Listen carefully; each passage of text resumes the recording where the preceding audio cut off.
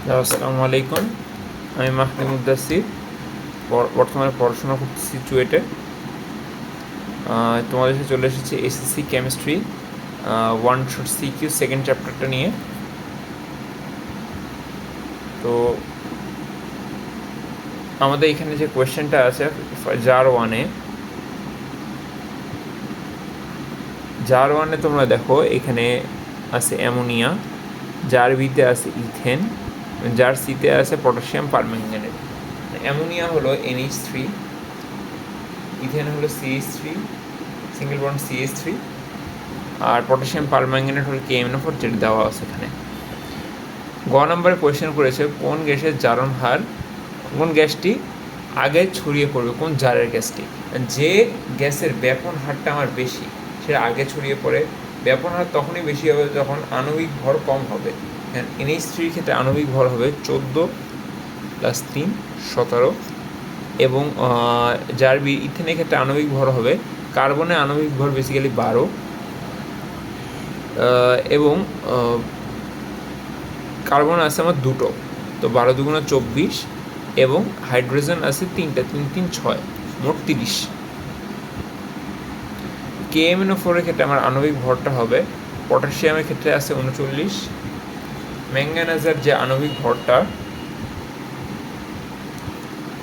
সেটা হলো আমার 55, এবং অক্সিজেনের আণবিক ভর হলো 16, 4টা অক্সিজেন আছে, 16 × 4।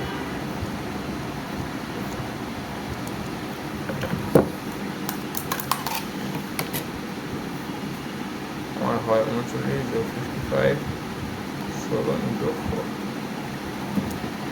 আমার এখানে হয় হলো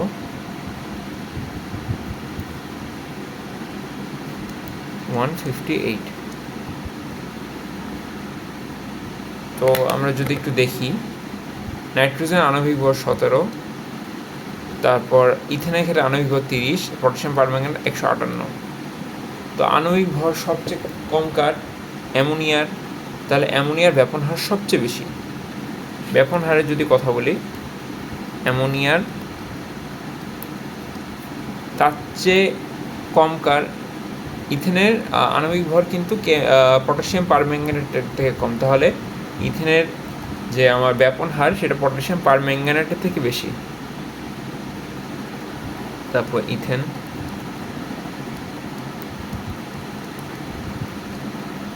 তারপর আমার পটাশিয়াম পারম্যাঙ্গানেট। ওকে, এটা হলো আমার ব্যাপন হার। সো আমার ঘ নম্বরে কোয়েশ্চেন করেছে সি জারের পদার্থটি কঠিন কিন্তু এর ব্যাপন সম্ভব। ওকে, এখানে কোয়েশ্চেন করেছে হলো KMnO4 এর কথা।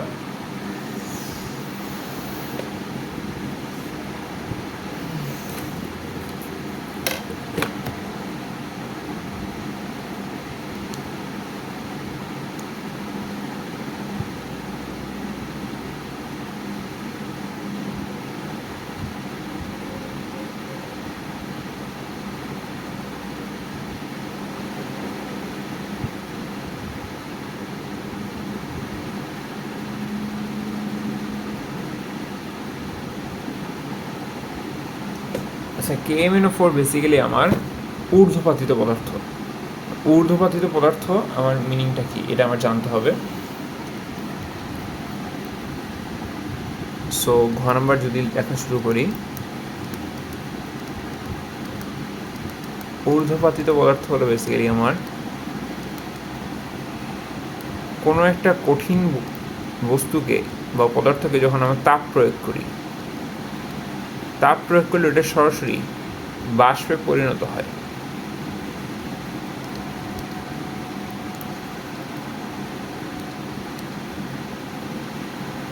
বাষ্পে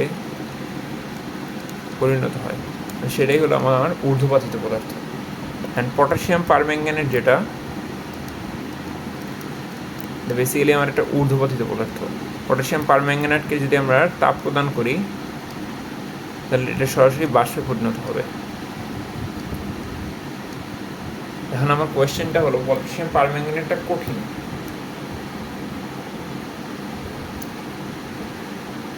কিন্তু এর ব্যাপন সম্ভব।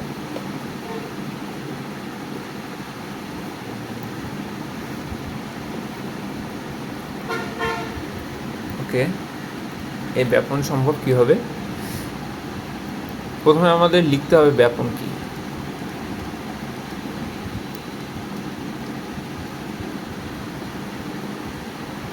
ব্যাপন হলো কঠিন তরল ও গ্যাসীয় মাধ্যমে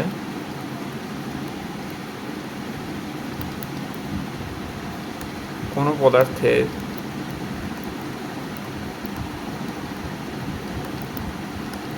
স্বতঃস্ফূর্ত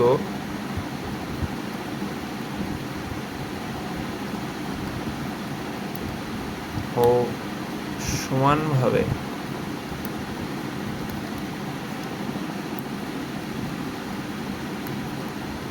ছড়িয়ে পড়ার যে প্রক্রিয়া,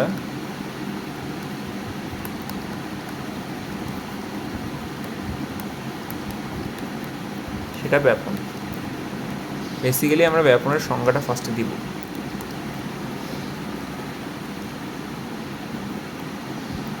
এখন KMnO4 একে যখন তাপ প্রদান করা হয় তখন ডাইরেক্ট এটা বাষ্পে পরিণত হয়। বাষ্পে পরিণত হলে এটা দেখা যায় কি, তখন চারিদিকে বাতাসে স্বতঃস্ফূর্তভাবে, মানে আমার চারিদিকে স্বাধীনভাবে ছড়িয়ে পড়ে। স্বতঃস্ফূর্ত মানে স্বাধীনভাবে নিজে নিজে ছড়িয়ে পড়ে।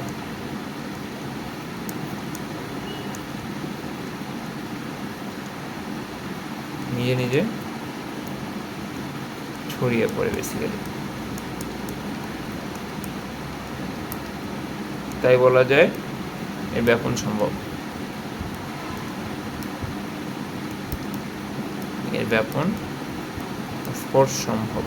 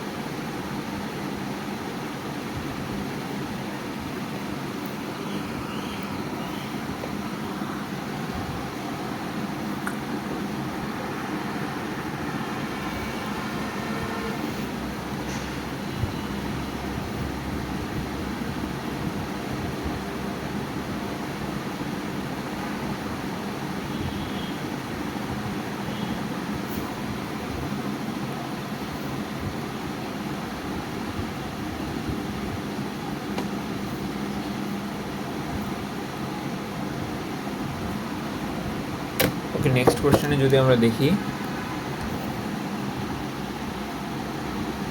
প্রথম পাত্রে আছে KMnO4, দ্বিতীয় পাত্রে আছে N2O4। অ্যান্ড ব্যাপন ও নিঃসরণ উভয় বৈশিষ্ট্য উদ্দীপকের কোন চিত্রের ক্ষেত্রে প্রযোজ্য? এটা বেসিক্যালি সেকেন্ড যে চিত্রটা আছে আমার, এটার জন্য প্রযোজ্য। এটা হবে আমার অ্যান্সার। কেন প্রযোজ্য? ফার্স্টে আমরা ব্যাপনের ও নিঃসরণের সংজ্ঞাটা দিব। ফার্স্টে সংজ্ঞাটা দিব। সংজ্ঞাটা দেওয়ার পর আমরা ব্যাখ্যা করার ট্রাই করব যে নিঃসরণ কি। নিঃসরণ বেসিক্যালি যে সরু ছিদ্র পথে কোনো পদার্থের উচ্চচাপের স্থান থেকে নিম্নচাপের দিকে সজোরে বেরিয়ে আসে যে প্রক্রিয়া, এটাই আমার নিঃসরণ, এটা আমি বলবো। তো এটা বলার পর আমি বলবো যে এই একটা বেলুন আছে, এই বেলুনের গায়ে যদি একটা কস্টেপ লাগায় দেওয়া হয় এবং কস্টেপের মধ্যে একটা আলপিন দিয়ে আস্তে করে ফুটা করা হয়, মানে সরু ছিদ্রপথ তৈরি হয়েছে, একটা সরু ছিদ্রপথ তৈরি হয়েছে।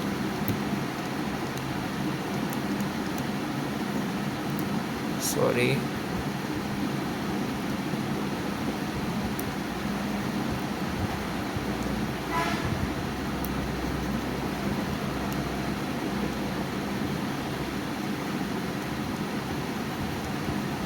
তৈরি হচ্ছে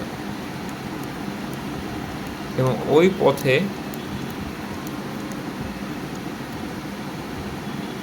গ্যাসগুলো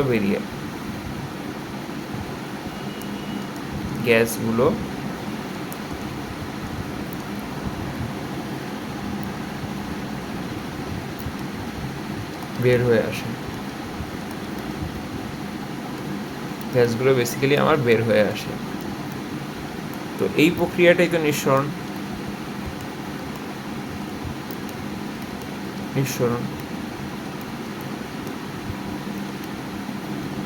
আর যদি এখানে কোনো টাইপের আমরা কস্টেপ বা টেপ ইউজ না করি, আমরা যদি ডাইরেক্ট এটাকে ফুটা করতে চাই, তাহলে দেখব বেলুনটি ফুটে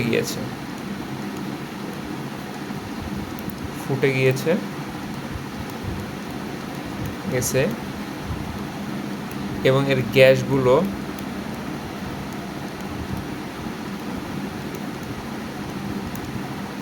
অণুগুলা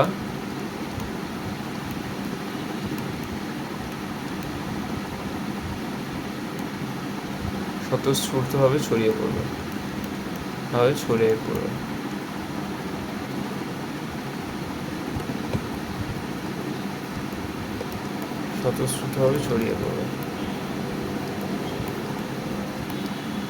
না, তো আমরা বলতে পারি ব্যাপন ও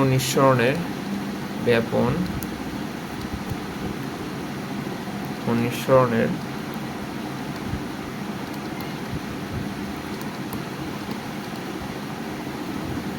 উভয়েরই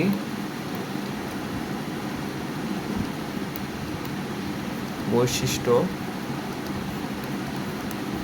এর মধ্যে আছে।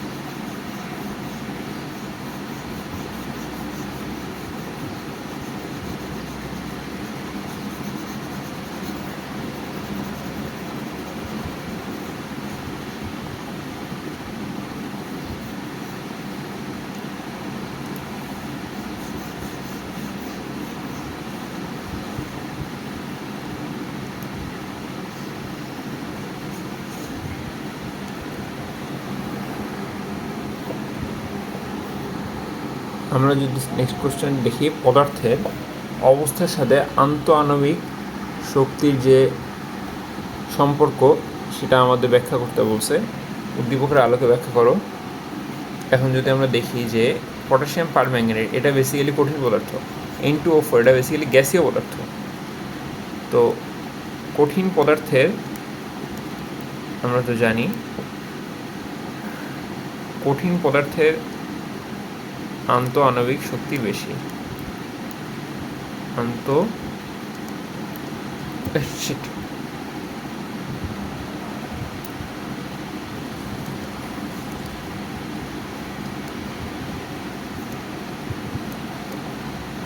আন্তঃআণবিক আমার শক্তি বেশি,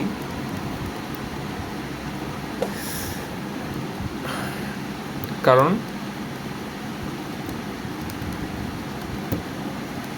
কণাগুলো কাছাকাছি ভাবে অবস্থান করে।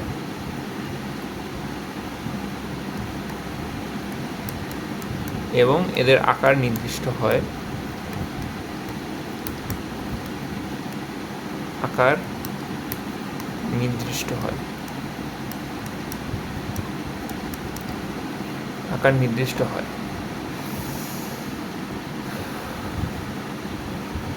পরেরটা যদি দেখি আমরা N2O4, এটা বেসিক্যালি গ্যাসীয় পদার্থ। গ্যাসীয় পদার্থের ক্ষেত্রে পদার্থের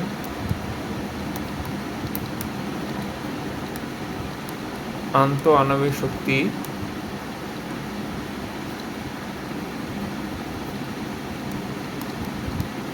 সবচেয়ে কম হয়, কারণ এরা দূরে অবস্থান করে একে অপরের থেকে।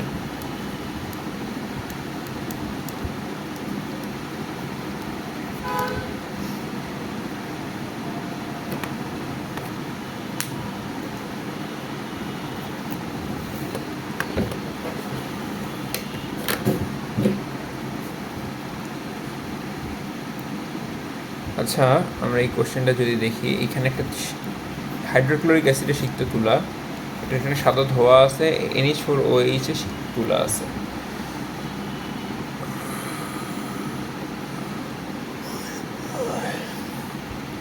উদ্দীপকের প্রক্রিয়াটি কোন ধরনের?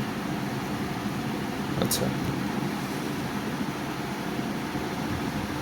উদ্দীপকের প্রক্রিয়াটি হলো বেসিক্যালি আমার ব্যাপনকে ইন্ডিকেট করে। ফার্স্টে আমরা ব্যাপনের সংজ্ঞাটা দিব।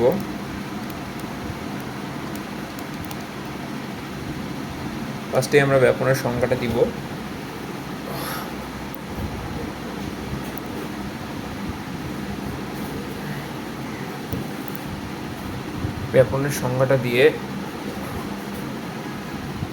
উদ্দীপকের প্রক্রিয়াটি কোন ধরনের সংজ্ঞাটি দিব, এবং এইখানে আমরা কি হয়েছে এটা লিখব। ফার্স্টে লিখব যে হাইড্রোক্লোরিক অ্যাসিড NH4 অ্যামোনিয়াম হাইড্রোক্সাইডের যে সাথে বিক্রিয়া করবে NH4Cl এবং পানি তৈরি করে। এই পানিটা বাষ্প হিসেবে উড়ে যায় এবং এই NH4Cl এখানে আমার বেসিক্যালি গঠিত হয়।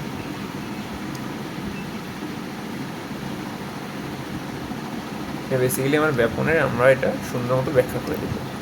এবং সাদা ধোঁয়া আমার কত দূরত্বে সৃষ্টি হয়।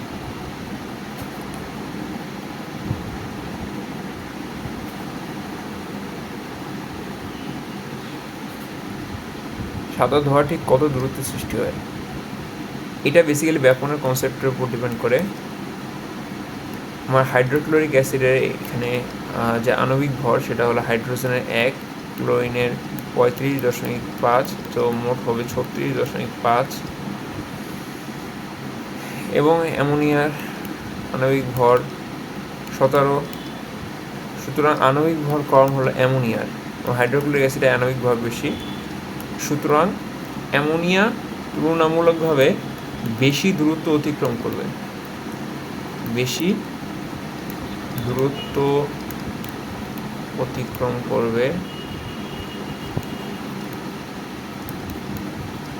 অ্যামোনিয়া তুলনামূলক বেশি দূরত্ব অতিক্রম করবে এবং হাইড্রোজেন ক্লোরাইড তুলনামূলক কম দূরত্ব অতিক্রম করবে। সেই হিসাবে অ্যামোনিয়া ব্যাপন হার বেশি, হাইড্রোজেন ক্লোরাইডের ব্যাপন হার কম।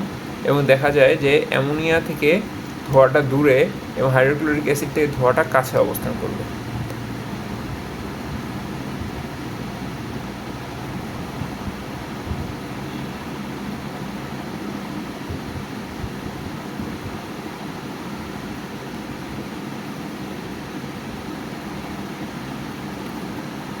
উদ্দীপকের বক্ররেখাটির বর্ণনা দাও। আমরা যদি উদ্দীপকের বক্ররেখাটা দেখি, 20 ডিগ্রি সেলসিয়াস তাপমাত্রা 50°C তাপমাত্রা, 150°C তাপমাত্রায় তাপমাত্রা আছে। তাপমাত্রার সাথে সময় যদি আমরা কানেক্ট করি কোনো একটা বস্তু, এই বিন্দু থেকে এর এটা কঠিন অবস্থা ছিল, আস্তে আস্তে সময়ের সাথে সাথে এটাকে তাপ দেওয়া হয়েছে।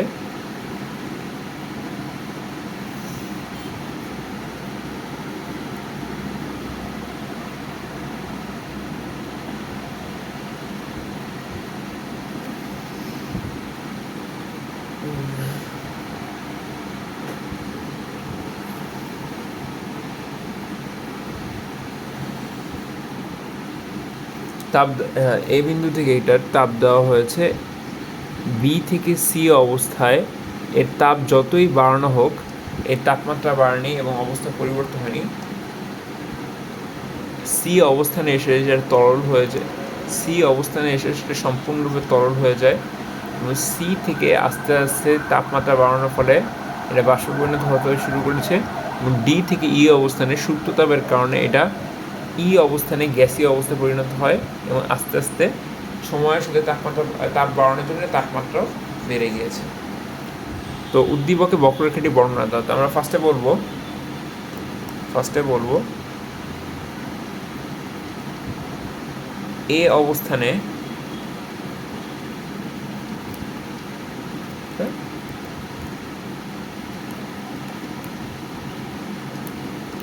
বস্তুটি কঠিন অবস্থায় ছিল।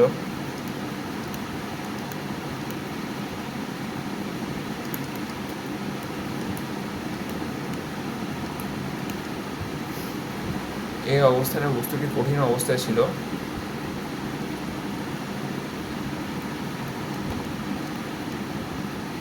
সময়ের সাথে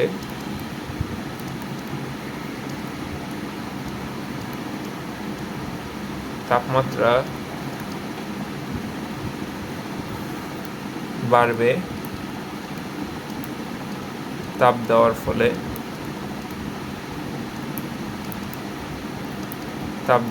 এটা তাপমাত্রা বাড়বে।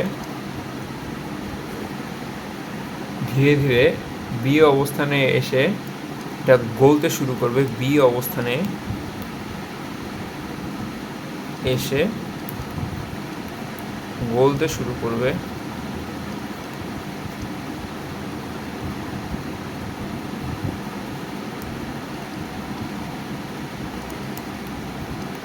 সি অবস্থানে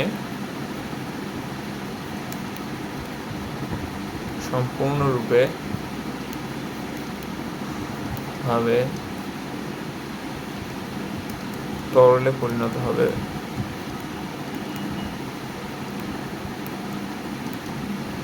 সি অবস্থানে এটি সম্পূর্ণভাবে তরলে পরিণত হবে। বি থেকে সিতে এর তাপমাত্রা বাড়বে না সুপ্ত তাপের কারণে। তাপমাত্রা বাড়বে না সুপ্ত তাপের কারণে। সুপ্ত তাপ কি? সুপ্ত তাপ হলো এমন একটি অবস্থা যখন কোনো বস্তুর তাপ দেওয়া হলেও উক্ত বস্তুর তাপমাত্রা আর বাড়ে না। এই অবস্থার নামই হলো আমার সুপ্ত তাপ।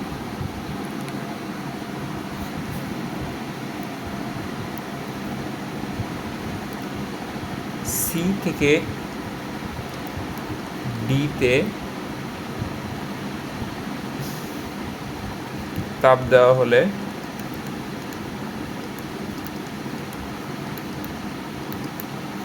তাপমাত্রা বাড়বে এবং ডিতে যে আমার এটি গ্যাসে পরিণত হতে শুরু করবে। সেম অবস্থা হবে ডি থেকে ইতে। ডি থেকে ইতে যেমন বি থেকে সিতে সম্পূর্ণ তরল হয়েছে, ডি থেকে ইতে সম্পূর্ণ গ্যাস হবে। ই অবস্থানে যখন সম্পূর্ণ গ্যাস হবে তখন এটা তাপমাত্রা আবার বাড়া শুরু করবে এবং আবার তাপ দেওয়া হলে গ্যাসের তাপমাত্রা বাড়তে থাকবে। এটাই আমরা লিখবো বেসিক্যালি। আর এ আর এফ বিন্দুতে অনুসময়ের আন্তঃআণবিক শক্তি ও আন্তঃকণা গতিশক্তির তুলনামূলক আলোচনা করো। এ হলো আমার কঠিন অবস্থা, এফ হলো আমার গ্যাসীয় অবস্থা।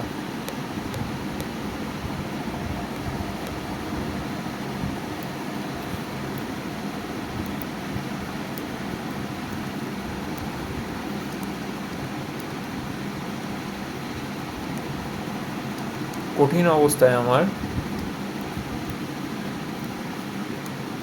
কণাগুলো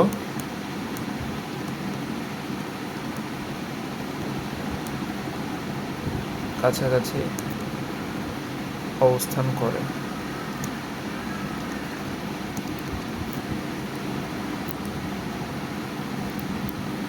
কঠিন অবস্থায় কণাগুলো কাছাকাছি অবস্থান করে, ফলে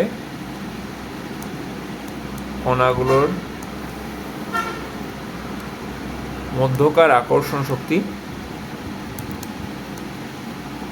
কণাগুলোর মধ্যকার যে আমার আকর্ষণ শক্তি এটা আমার বেশি হবে।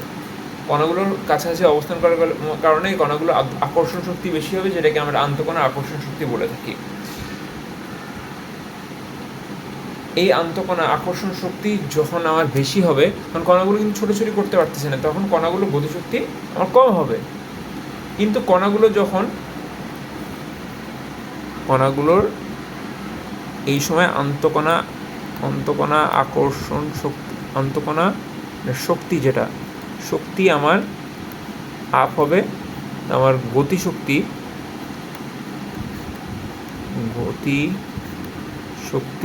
আমার ড্রপ হবে। কারণ আন্তঃকণা আকর্ষণ শক্তি বাড়ার কারণে এরা কাছাকাছি অবস্থানে থাকে, ফলে গতিশক্তি আমার ড্রপ হয়।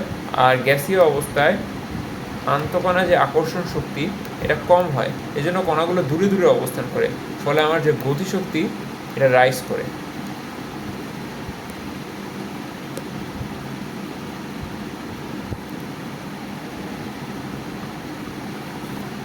সো আমি যদি এই কোশ্চেন দেখি C2H2 ইন্টু হাইড্রোজেন, C2H2 হলো ইথাইন, এর মধ্যে হাইড্রোজেন, নিকেল আর এক্স তৈরি হবে। তো আমরা যদি লাস্ট চ্যাপ্টারটা পড়ে থাকি আমরা জানবো হাইড্রোজেন এবং এর মধ্যে যদি নিকেল দিই তো আমার ইথিন তৈরি হবে basically. Sulphur dioxide plus oxygen, sulphur যোগ অক্সিজেন, সালফার ডাইঅক্সাইড, নাইট্রোজেন যোগ হাইড্রোজেন, NH3। তো NH3 যদি Z হয়, এটা যদি Z হয় NH3 এবং HCl, NH4Cl। X Y Z এর মধ্যে ব্যাপন হারের পার্থক্য রাখুন। X আমার CH2 double bond CH2, Y basically sulphur dioxide,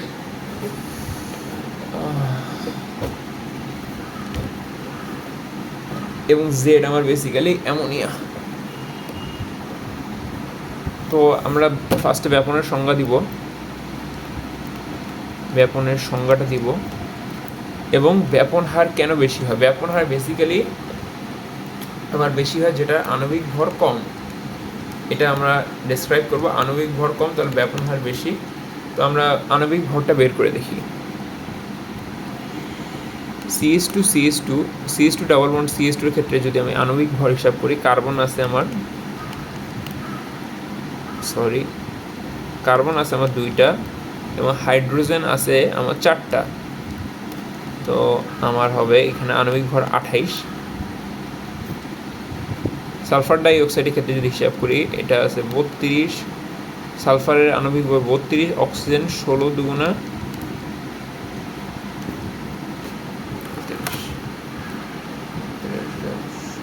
16।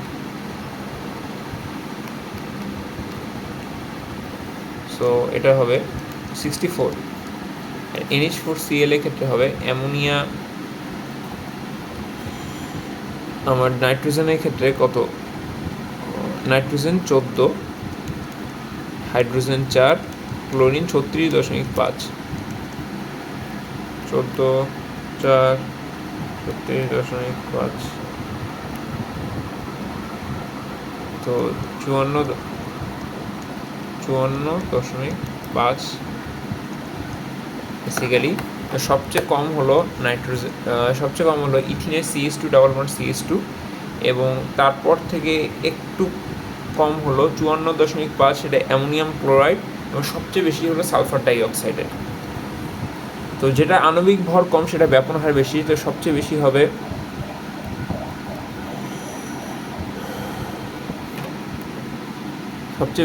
আমার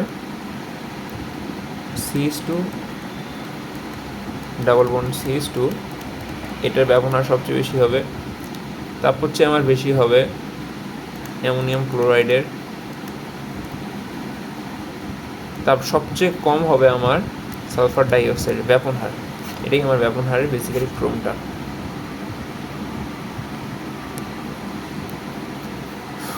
এম যৌগের তাপীয় বক্ররেখা খাবার লবণে তাপীয় বক্ররেখা থেকে ভিন্ন। এম যৌগ কি? এম যৌগ হলো বেসিক্যালি আমার অ্যামোনিয়াম ক্লোরাইড। আচ্ছা, অ্যামোনিয়াম ক্লোরাইড বেসিক্যালি ঊর্ধ্বপাতিত পদার্থ। ফার্স্টে আমরা করবো কি ঊর্ধ্বপাতিত পদার্থ, এটার সংজ্ঞা দেবো, ঊর্ধ্বপাতনের সংজ্ঞা দেবো পরীক্ষার খাতায়। আর আরেকটা সোডিয়াম ক্লোরাইড।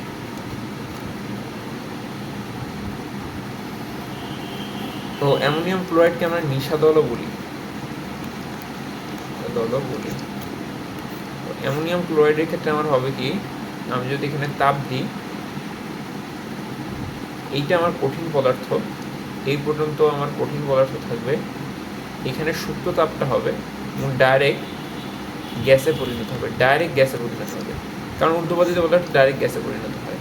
এবং সোডিয়াম ক্লোরাইডের ক্ষেত্রে ফার্স্টে এটা কঠিন থেকে সুপ্ত তাপ অবস্থায় তরল হবে, সেই তরলকে আমরা যদি আবার তাপ প্রদান করি তখন আস্তে আস্তে আবার সুপ্ত তাপে পরিণত হবে। চূড়ান্ত পর্যায়ে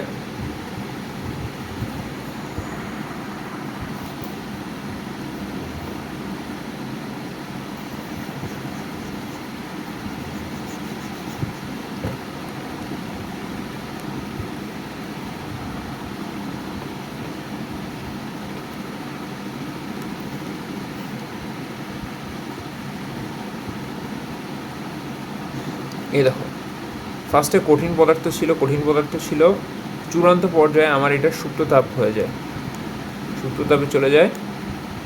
এইখানে যখন সম্পূর্ণ তরল পদার্থে পরিণত হয়, তরল পদার্থে আমরা আবার তাপ প্রদান করলে আবার আমরা চূড়ান্ত অবস্থায় চলে যায় তরলের, তখন তরল অবস্থা থাকে সুপ্ত তাপ অবস্থায়, তেমন তাপমাত্রা বাড়ে না।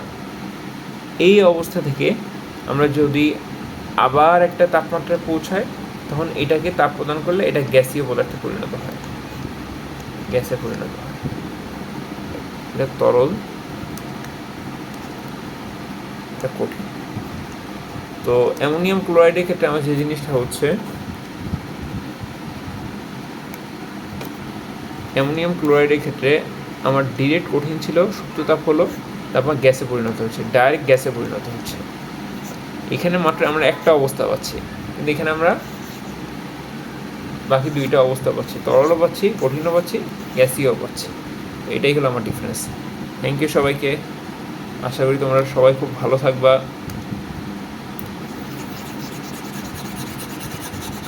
এবং কেমিস্ট্রি নিয়ে তোমরা যদি কেউ গাইডলাইন পেতে চাও, সামনে তোমাদের পরীক্ষা আছে, তোমরা যদি কেউ কেমিস্ট্রি নিয়ে চিন্তায় থাকো, কেমিস্ট্রি নিয়ে যদি কেউ গাইডলাইন পেতে চাও, তো আমাদের যে পেজ আছে এডুকেশন হোম, এখানে নক দিতে পারো।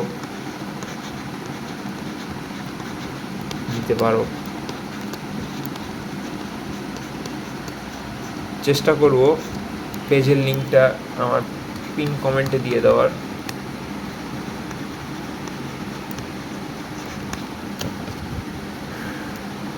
তারপর কেউ চাইলে পার্সোনালি আমাকে হোয়াটসঅ্যাপে নক দিতে পারো।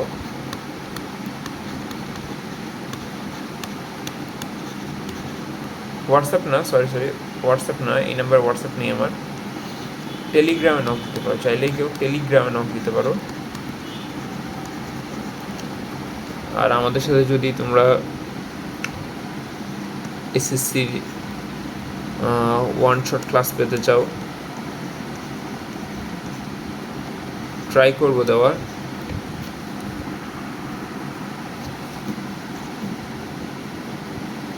যদি এসসি ওয়ান শট ক্লাস পেতে চাও, আমাদের যে ইউটিউব চ্যানেল এডুকেশন হোম, ওইখানে একটা লাইক এবং সাবস্ক্রাইব করে রেখো, এবং টেলিগ্রামে নক করলে তোমরা ভাইয়ের কাছ থেকে ডিরেক্ট মেন্টরশিপ টাইপ পেতে পারো, পরামর্শ নিতে পারো। ঠিক আছে, আজকের মতো এখানে বিদায় নিই, বাই।